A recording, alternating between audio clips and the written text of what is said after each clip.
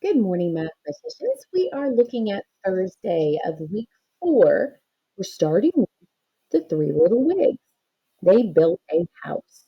3/8 of the house was made from head hair, 1/4 was made from beard hair, and the rest was made from nose hair. This does not sound like a house that I would like to come and visit, but that's okay. We can still do the math. What fraction was made from nose hair?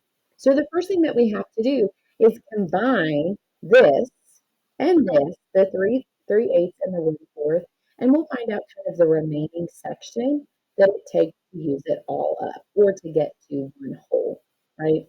So the first task that we have is to add 3/8 plus 1/4. Well, I know that I need to convert this into a fraction with a denominator of 8. So I can multiply both the numerator and the denominator by 2. When I do that, of course, this 3/8 stays the same, but this now becomes an 8 in the denominator position and a 2 on top.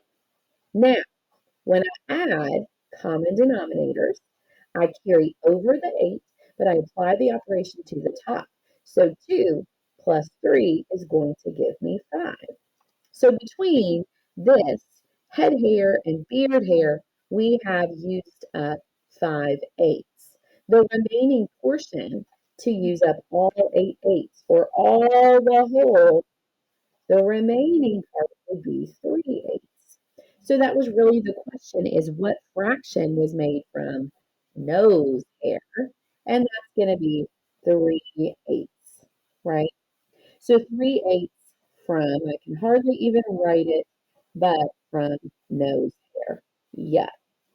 Now, certainly now that we have started with that question, it is all uphill from here. Let's carry on and let's think about volume. Okay? This says, sketch a rectangular prism that has a volume of 40 cubic units. We're going to label the dimensions of each side of the prism. So certain boys and girls, we could do a length of 40, a width of 1, a height of 1, right? We could do anything that when you multiply the three dimensions together, you're going to get to 40. Now I'm going to begin sketching by going ahead and thinking about the length and the height. I am going to about like that, because I'm going to make mine have a height of 5 and a length of 4. Okay, I could go ahead and give some dimensions here. It just says cubic units. I'm going to go ahead and make it centimeters. So it has a height of 5 centimeters. It has a length of 4 centimeters. Now, 5 times 4 would give me 20. 20 times 2 would give me 40. So I need to make my width pretty small because it is only going to be 2 centimeters, right? It's going to be my smallest dimension. Now, boys and girls, you can see there is nothing that's perfect about what I've drawn, and that's okay. You're sketching it. But what this has asked us to do is to make sure that it is going to equal 40 cubic units, which mine indeed will, and that I've sketched a rectangular prism. And that's exactly what we've achieved in this example. But certainly you could create different dimensions as long as they all get us to 40. Okay, our next question, really our next two questions, are asking us about volume, and you'll notice that both of them are irregular volume. Now, this once again looks like a sideways L, so I'm pretty sure it is for Lehman, but we are going to find this by partitioning our prisms. I'm going to make this prism A, and I'm going to make this prism B. Okay, we've done this many times before. Let's go ahead and use our volume formula. Volume equals length times width times height. When I take a look at the length, I don't see it labeled here, but I do see it labeled up here.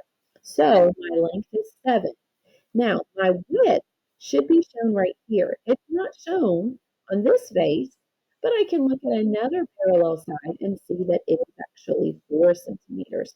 The height is listed, and it is 3. So my volume is going to equal 28 times 3. Okay, I combined my 7 times 4, I got 28, but now I need to do a little scrap work because I need to know what 28 times 3 equals. 8 times 3 is 24. Here's my 4. Carry my 2. 8 times 2 is 6, plus 2 more is 8. So prism A has a volume that is 84 centimeters cubed. Okay, but that's not the end. That's not the answer. We also have to find the volume of this. Now, I should expect it to be smaller. And in fact, I can see that 3 is more than half of 7. So I should expect that the volume of this is going to be less than half of what this volume was, right? We can see that just from uh, kind of comparing the different dimensions, because some of these dimensions are the same. So I'm going to use again volume equals length times width times height to use it. You got to claim it by writing the formula. And let's go ahead and let's begin. The length here is listed, it's 3. The width is also listed, it's 4. That was that um, congruent measure that we used in the top one. Now the height is not listed per se, but take a look, this entire height is 6, and we already used up 3 of it over here. So I know that this particular part of the height is also 3, right? Do you see that? So that's where we're going to get that 3. Now I know that 3 times 4 equals 12. And I know that 12 times 3 equals 36. So it's going to be 36 centimeters cubed. And look, we were right. It is just less than half of what we had for prism A's volume. So now I'm looking at prism A had a volume of 84. Prism B has a volume of 36. We have to combine these. We have to add them together. We partition it, find the volume of each, add them back together. That's our strategy. 4 plus 6 is 10. Here's my 0, my 1. 8 plus 1 is 9. Plus 3 more is 12. So I'm looking at a volume of 120 centimeters cubed. All right. Now that was for our sideways L. Now, take a look at the next one. This is almost a perfect prism, but it has a perfect prism missing from it, right? We have a perfect prism on the outside and a perfect empty prism on the inside. Now, sometimes I will see you students separating this into so many prisms to find the volume and add them. But consider a much better strategy, more efficient and less prone to error because it's much more efficient, is to actually find the volume of the entire prism and then find the volume of the missing part and subtract them, right? You can subtract prism B, which is air, from prism A, and we can do it a little bit more efficiently. Actually, a lot more efficiently in this case. So volume equals length times width times height. We're finding the volume of prism A. The length of A is 8. The width of A is 4. And the height of A is 6, right? So here I have 8 times 4 is 32. I need to do 32 times 6. So I'm going to come over here to the side, and I'm going to work it out. 6 times 2 is 12. Here's my 2. Carry my 1. 6 times 3 is 18. Plus 1 more is 19. So the entire volume is 192 centimeters cubed, but there's a missing part that I have to account for. So let's now find the volume of prism B, and then remember what we're going to do. We're going to subtract that prism from A. So again, let's use volume equals length times width times height, because this even works for the air that is in this hole, this missing part. All right, the length here is 4. The width is the same as the width here, so it is also 4. And the height is 2. So I know that I'm really looking at, look, 4 times 2 is 8. 8 times 4, which is 32. So I'm really looking at 32 centimeters cubed. That's what I have to subtract. Okay, this is the volume of prism A. This is the hole that is prism B. We're going to subtract it. 2 minus 2 is 0. 9 minus 3 is 6. Then I have 1 being brought down. And I have an answer here of 160. 160 what? 160 centimeters cubed. So much fun to practice. But this is a great one because, again, we're thinking about how when we partition our irregular shapes, oftentimes we add them, but sometimes we can also subtract them. And that might be more efficient. In this case, it certainly is. Okay, to complete the stage for his Second Man concert, Elton Prong needs 7 disco balls, each weighting each weighing 4 3/8 pounds. What is the total weight of all the disco balls? First of all, this one is a good reminder that sometimes our numbers are actually in word form. So that was a number that I needed. It's in word form, right? Then there's another number here. This is a mixed number because it has a whole number part and a fraction part. Another good reminder here is that we can't rely too heavily on keywords. Younger grades might see total and think, oh, yay, I need to add these. But we are mathematicians. We are going to think about what makes sense. And we know this is not an adding question. Instead, we have 7 disco balls. Each of them weighs 4 3/8 pounds. And we want to know what all 7 weighing this amount are altogether. We are going to multiply. Okay?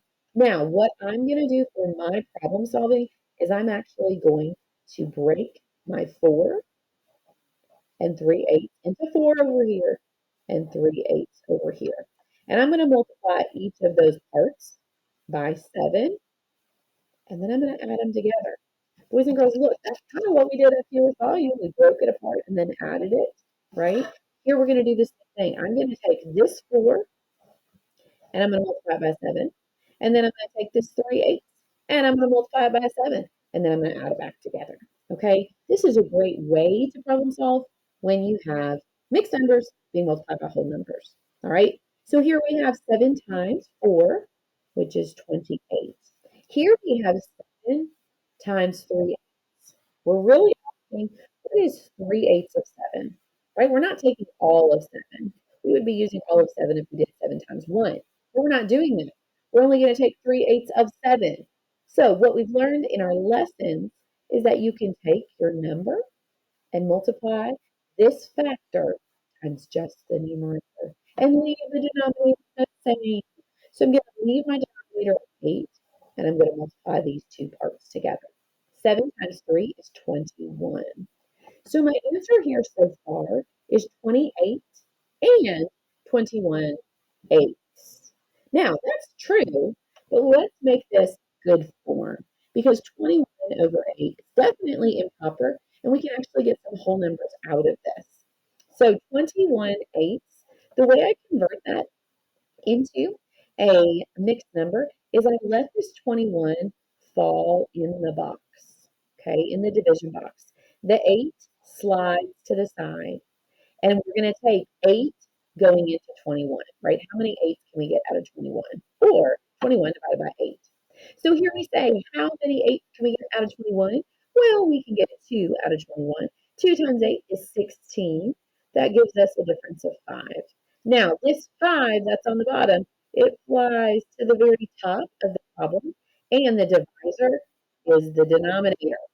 So 21 over 8 equals 2 and 5/8. Now, if I have that, 21 plus 2 and 5/8, now I can combine those whole numbers, right? 21 plus 2 is 30, and let's keep our 5/8 tucked to the side. So now we have a mixed number. We're going to write that over here. And remember that this 30 and 5/8 represents the weight, and that was pounds, the weight of the disco balls. Okay, so boys and girls, that finishes out our Thursday column.